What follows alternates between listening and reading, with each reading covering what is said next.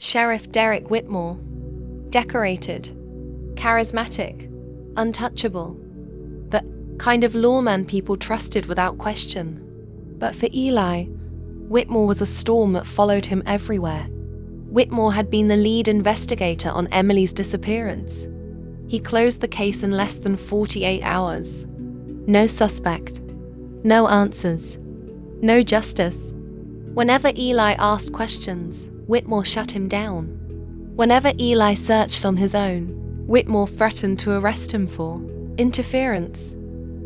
Whenever Eli mentioned things he'd seen or heard that didn't add up, Whitmore dismissed him as a grieving boy who can't let go. Eli was the underdog. Whitmore was the wall no one dared to climb. But walls fall, especially when you push them hard enough. When the parade began, Eli stood quietly near the back holding a handmade lantern. Something he said reminded him of Emily. People smiled politely, then looked past him like always.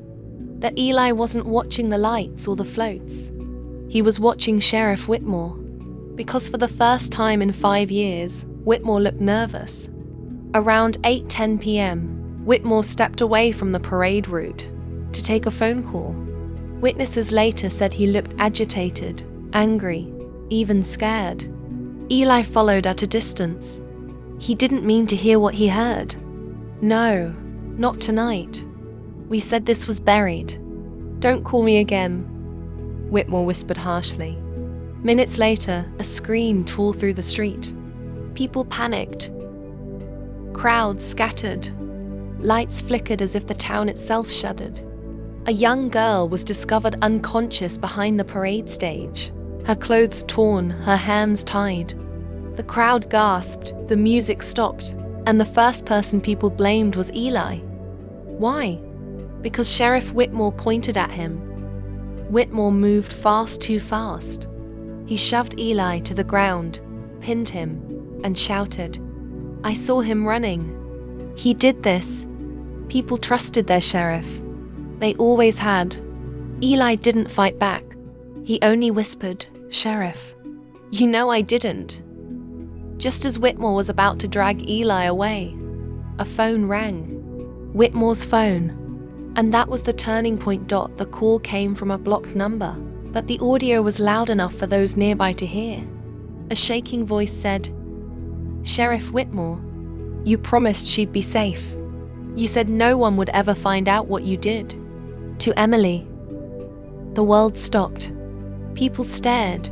Mothers pulled their children closer. Officers froze. And Eli Porter, the man who'd been ignored, mocked, and pushed aside for years, lifted his head. For the first time, the town saw him. Whitmore tried to silence the call. He tried to shout that it was fake, a prank, a mistake. But Eli spoke softly, stronger than he'd ever sounded in his life. "Sheriff, the truth always calls back." Officers stepped forward, not toward Eli, but toward Whitmore. It looked like justice might finally be served. But Whitmore raised his hands slowly, not in surrender but in warning. "You think this ends with me?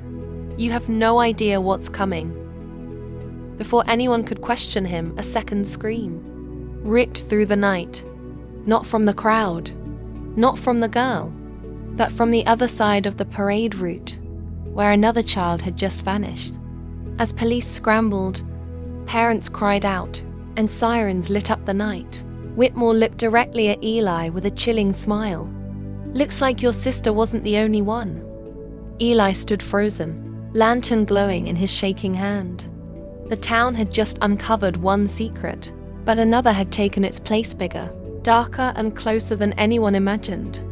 Now the question isn't just what happened on the night of the Christmas parade. The real question is who took the second child, and why did they want Sheriff Whitmore to fall?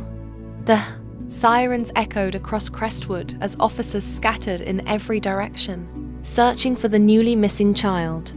Panic rippled through the crowd in waves. Parents shouting their children's names, volunteers breaking down in tears as the once joyful Christmas parade dissolved into chaos. But Eli Porter didn't move. He stood rooted to the spot, the soft glow of his lantern trembling in his hand as sheriff. Whitmore's smirk cut deeper than any knife. "Looks like your sister wasn't the only one," Whitmore had said.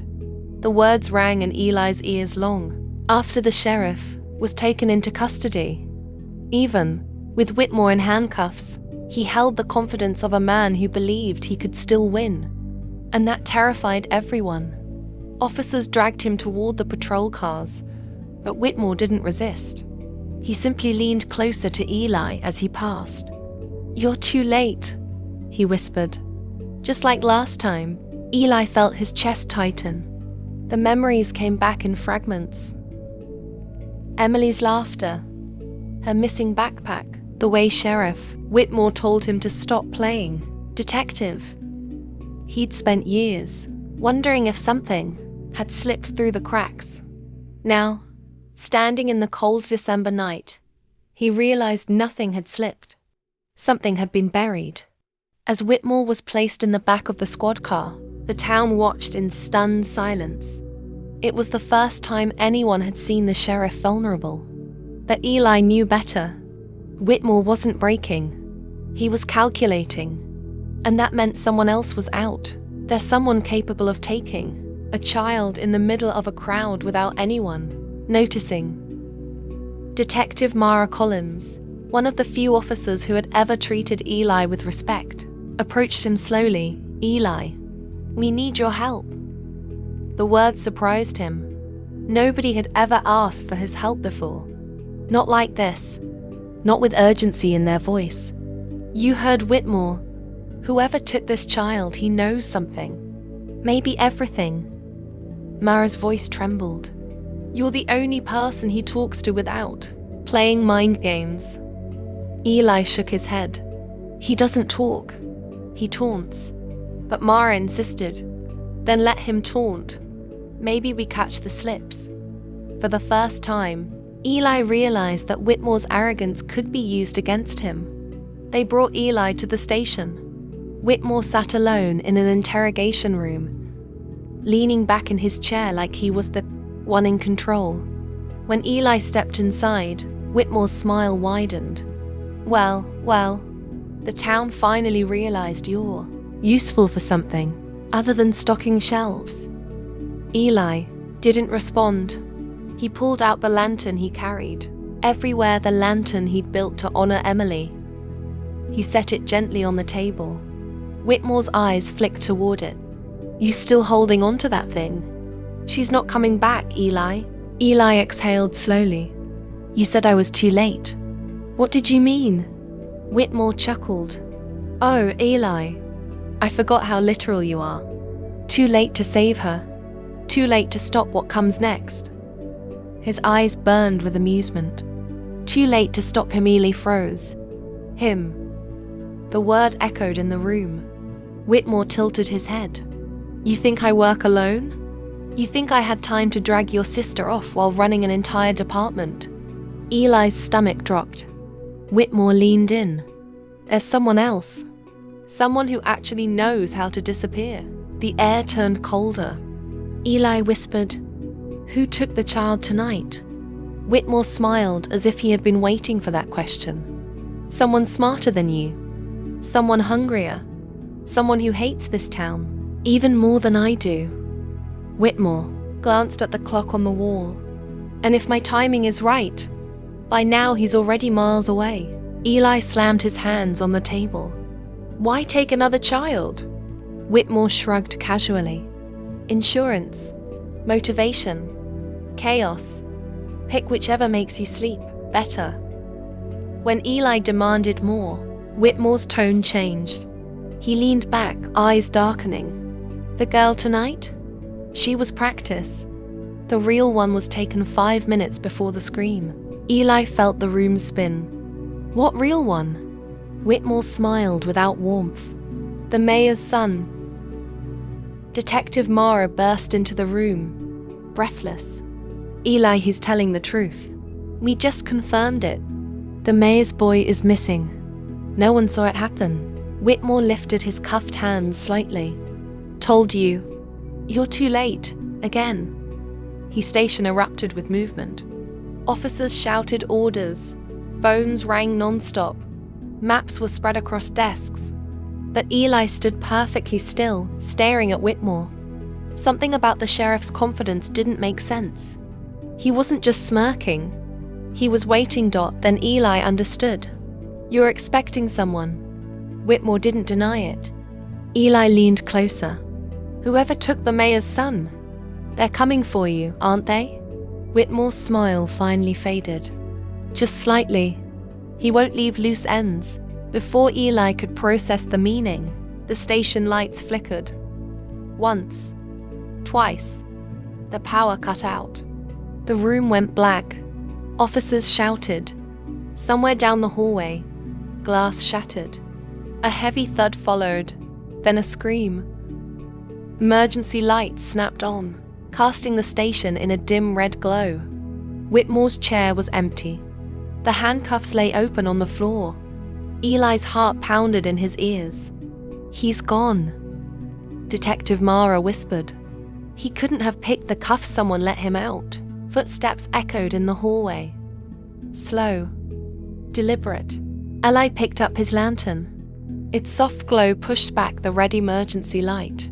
He stepped into the hallway, Mara behind him, officers scrambling around them. But the footsteps didn't run. They approached. A shadow appeared at the far end of the corridor. Tall. Still.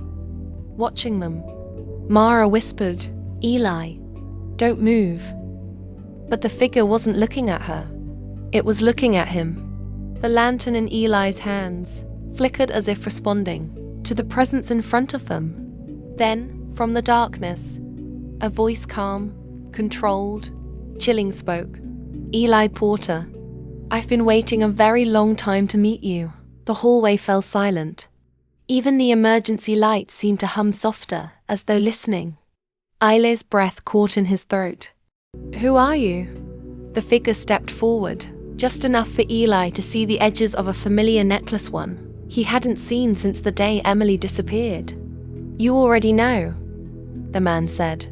Before Eli could speak, the figure turned and vanished into the darkness, swiftly, silently, leaving behind only 3 words that echoed through the station like a warning. "She's not gone." Eli's lantern dimmed. The officers stared at him, waiting. Mara whispered what everyone feared to ask. "Eli, what did he mean by that?" But Eli didn't answer, because for the first time in 5 years, he wasn't sure Emily was dead, and the truth waiting in the shadows might be far worse.